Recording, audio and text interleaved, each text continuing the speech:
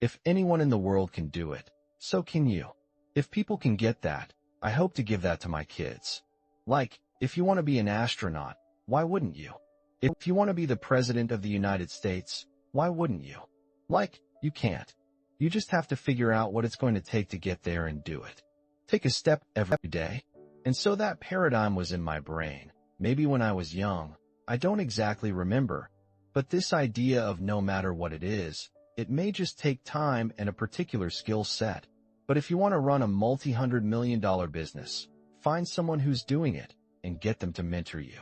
Or find 10 people that are doing it and learn little things from them, right? It's all there. It's all been done before, right? So that was kind of where my paradigm came around. If you can't, you must. My philosophy is very, very simple when it comes to my family. Particularly, me being a dad. If they're hungry, it's because I'm starving. I don't eat until they eat. I'm not comfortable until they're comfortable. I don't have unless they have.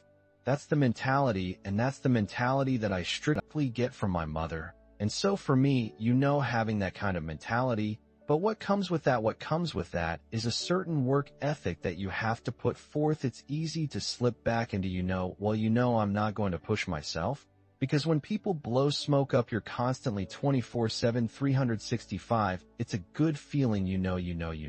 Even the most vigilant high-performance person will be subjected absolutely. You've seen that. That's why guys like Gates, the late Steve Jobs, Elon, they don't hang. Eagles fly alone. It's hard for the birds that are flying at 10,000 feet to blow smoke up your ass when you're at 25,000 feet. People are trying to do the impossible right now. They're trying to save what they make. Dude, it's easier just to make another $4,000. There's no shortage of money. There's no shortage of money on this planet. There's plenty of money. You said it. For trillion has been freaking manufactured. You've got to first decide there's no shortage. Clear up your thinking about what your daddy thinks a lot of money is. Get rid of the thinking that you make enough. You don't. Nobody does. And then start thinking, okay, my first target should be 125. That gets you in the top 5 of all the earners on planet Earth. If you earn $125,000 a year, it's $10,000 a month.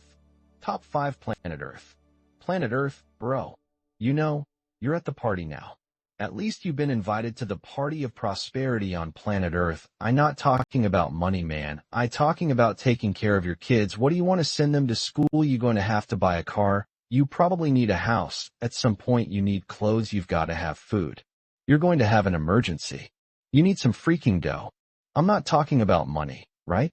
So now if you want to get in the big leagues, now you've got to start thinking about these other numbers. 250, 400, 1 million. 1 million a month. It doesn't take any talent to be a critic. It takes real work to think through an idea and see the world differently from everybody else. Articulate it. And then put your reputation on the line and go popularize it, right? That's work. It's not easy to do. And you have to be willing to be unpopular. When I was 15 years old, starting into my exercise journey, I remember sitting on the couch and not wanting to go to the gym, and it flipped in my brain. I was like, the harder this is, the stronger I become. So the more I feel this pull to stay home, the more I go. I was 15 years old, and it was freezing cold in Canada. I grew up in Toronto, and I go out running at 5 in the morning. And people go, why do you do that? Because it sucks. And that was always my belief. Because I hate it. And I would go off until I just threw up, or until my lungs burnt. And maybe that was the inner contempt that I felt. But it was also like, I know that I don't want to do this. Nothing about me wants to do this. So I do it. Right? And that may be what allowed me to build that mentality to overcome all those obstacles that occurred during my bodybuilding career, right? And there was endless obstacles. There was a lot of deterrence. There's a lot of negative mindset. People think, I'm just naturally a mentally strong guy, but like, oh man, I had more struggles than anybody, and that's why I succeeded, right? Because I used those struggles, and I looked at them, and rather than saying, oh, I can't do it, I'd go, all right, I don't know if I'm going to come out on the other side, but I'm going to do it, I'm to try, right? It's just like seeing it as an opportunity for progress. Your greatest obstacle is your greatest opportunity for growth and progress. And if I can switch that mindset rather than, oh, that's an obstacle, I don't want to go over there, run, take the first step and then run full speed. And that's the greatest opportunity for progress. When you see the easy road over there, man, let everybody else go that way. Let them all go that way. And you go over there, right? And again, why did I build big legs? Some people say some of the best legs in all time because nobody else did it. You know, I have so much respect for the guys who build the amount of muscle I did because it not easy, man. It not you get it like it not easy, and the amount of struggle I went through, and like I had such an obsession because I sucked at it. It's funny that I was told I never be a professional bodybuilder because I had small legs and narrow shoulders.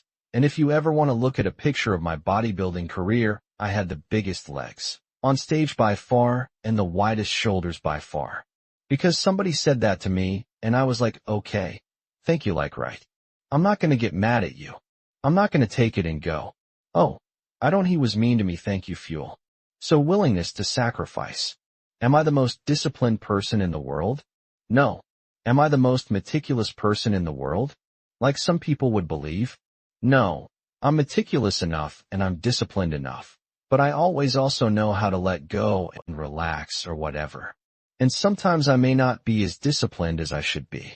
But I think the key thing is that the bottom line is everything to me, and whatever the bottom line requires is what I'm going to do. If the bottom line requires an excessive level of discipline, I'm going to do it. If I can slack off a little bit and still achieve that goal, I might pick and choose from time to time to slack off just a little bit.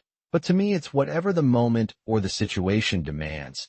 And I'm a bottom lines oriented kind of person. I have an assistant. I have people who work for me. I have people who work with me. They'll tell you I'm very bottom line kind of guy. If you tell me that the job is going to get done and the job is going to get done in an excellent fashion and it requires 90 effort, I'll let you go with that. I'll let you get away with that.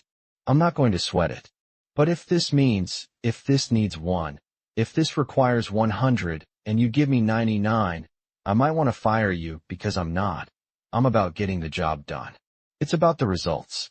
And I think that, unfortunately, when we look at our generation today, not enough people preach about that. Why do you think that is?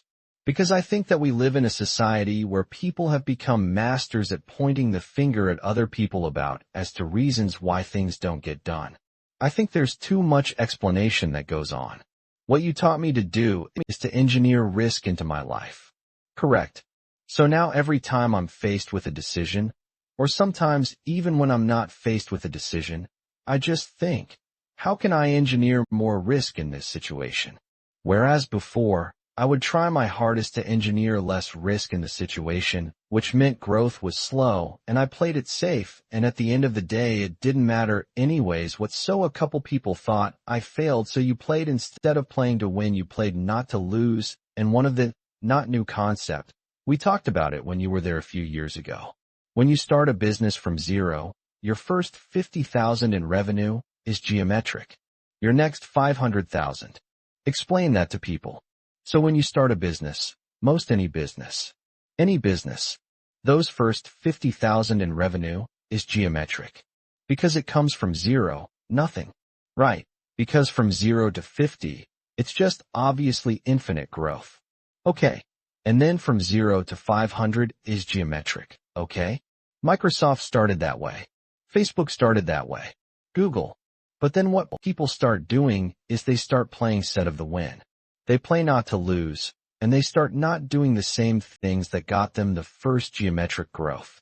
But the other more important thing, in my judgment, and it's really proven really beneficial to the kids in the last year or two, is that first million in revenue, because we buy revenue, it's easier to buy revenue than create it. That revenue that has $1 million now, we don't know how much he spent or they spent to create that million. So when banks see that, you're de-risking the commercial debt. You're de-risking because you're having cash flow, free cash flow that covers debt service based on somebody else. It may have taken him 25 years to get $1 million in revenue, and you're buying it in a week, a month. It's always great to let the other person talk. Let him talk. Let him just keep talking. Throw out a word. You just want to keep quiet like you don't know anything. Let them think they're smarter than you. And there's other times when you're not the smartest person in the room, but you want people to think you are. So you have to learn how to have that skill. I learned when I sat back and reflected on the mistakes that I had made in my career at the time. I learned that no boss wants to talk to anybody that doesn't have solutions. That is very true. There's a flip side. Yeah, I've never met a boss that doesn't want to talk to someone with solutions. See the difference that if you don't want to talk to somebody with problems and you don't want to talk to somebody with solution, then to me you're the problem because you're not trying to solve, you want to go with status quo, you're perfectly fine, fine with flowing along, just to get along, safe, secure, whatever, but when you're trying to win, you're constantly looking to get better. Thank you.